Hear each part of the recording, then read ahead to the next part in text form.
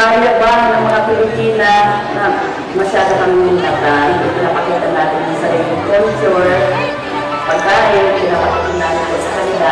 After ko na nag-tsunami, andun po yung mga volunteers na hiniyan po namin ng tulong, chance na makapag-aral, mag-deliver, at makakuha po ng license. And then sa ilan po sa mga member nagtatrabaho na po sa Home for Aged, and then nakibigyan din po kami ng radio station, is binigay sa amin after ng tsunami. So doon po namin ay lalabas ng mga gusto namin sabihin, makapagbigay po ng aral, ang mga preparation na mangyari man like tsunami or earthquake na malapit sa isang lugar. Every time na ulit-ulit ng pag-report sa Pilipinas, every year na magpasaya sa mga bata, sa mga matatanda, ginagawa niya po yun. Sobrang hirap ng buhay namin.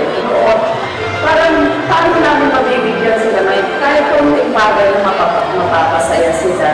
Ayun, pag may lumapit sa kanya na hindi ng tulong, hindi siya nagpapahingi talaga tinulungan niya, lalo na yung mga kahamdam at hindi ng pagbili ng gamot. Ayun, nagbibigay siya pag may patay at hindi na tutuluan ng mga pangangailangan, siya ang pumupulo. Nagpapalaro muna kami mag-asawa sa mga nanay, mga gays na meron kami bibigay na kung magkana na ito, talaga mo lang nakayaman po na magpagawa ng bahay. So, pinatayuan po namin mag-asawa ng bahay.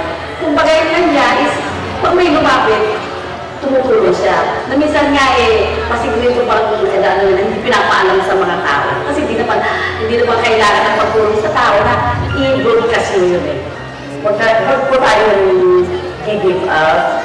Tatamang po ng pagsubok ay mayroong kalutasan. And importante po talaga is may komunikasyon din sa mga kapitbahay na kapwa-hapon and then sa may mga kapwa natin Pilipinos kasi ano man po mangyari, sila at tayo naman.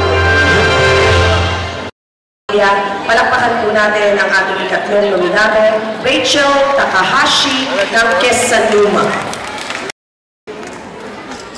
Biyalikan mo ako mga ito.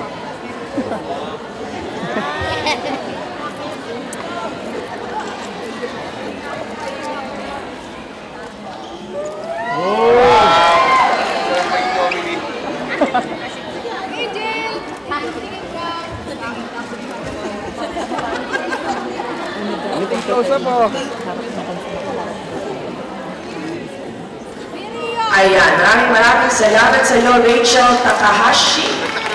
Okay?